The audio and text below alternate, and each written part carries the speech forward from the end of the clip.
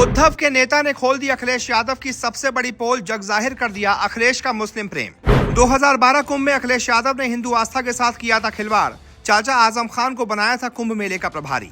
अपने ही बयानों में फिर फंस गए अखिलेश यादव। संजय निरुपम ने बताई समाजवादी पार्टी की असली सच्चाई।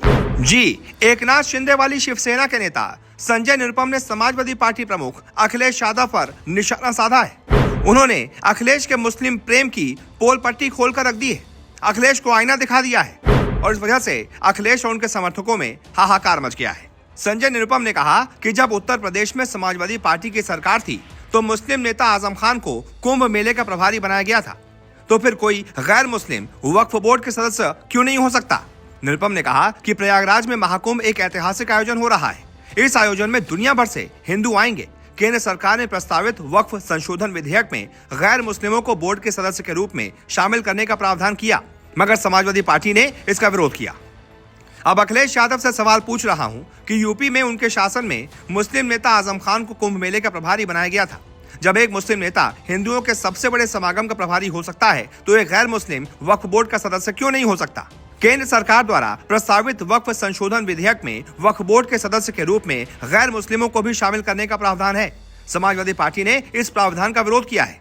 अब अखिलेश यादव से सवाल पूछे जा रहे हैं क्योंकि उत्तर प्रदेश में उनके शासनकाल के दौरान मुस्लिम नेता आजम खान को कुंभ मेले का प्रभारी बनाया गया था, जबकि किसी हिंदू को यह जिम्मेदारी सौंपी जानी चाहिए थी। हाल ही में लोकसभा ने वक्फ संशोधन विधेयक पर जेपीसी का कार्यकाल बढ़ाने के प्रस्ताव को मंजूरी दी थी और 2025 के बजट सत्र के अंत में उनको रिपोर्ट पेश करनी थी। 5 दिसंबर को जेपीसी के प्रमुख जगदम्बिका पाल ने कहा कि समिति ने अपने कार्यकाल के विस्तार से पहले दिल्ली में 27 बैठकें की हैं। इन बैठकों में कई हितधारकों और भारत सरकार के अलग अलग मंत्रालयों के साथ चर्चा हुई है।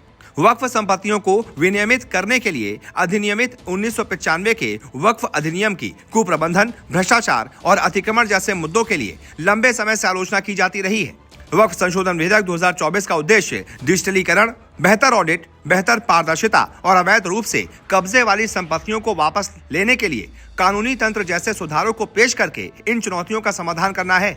जेपीसी कानून में व्यापक बदलाव सुनिश्चित करने के लिए सरकारी अधिकारियों, कानूनी विशेषज्ञों, वक्फ बोर्ड के सदस्यों और अलग अलग राज्यों और केंद्र शासित प्रदेशों के सामुदायिक प्रतिनिधियों के साथ व्यापक विचार विमर्श कर रही है।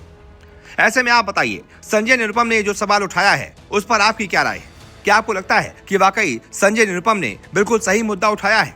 उनकी बात बिल्कुल सही है। अगर कोई मुस्लिम किसी बड़े हिंदू आयोजन का प्रमुख हो सकता है, उसकी जिम्मेदारी उसे मिल सकती है, तो फिर वक्फ बोर्ड में कोई गैर मुस्लिम क्यों नहीं हो सकता? जो भी आपकी राय हो कमेंट करके बताएं और इस वीडियो को शेयर करें।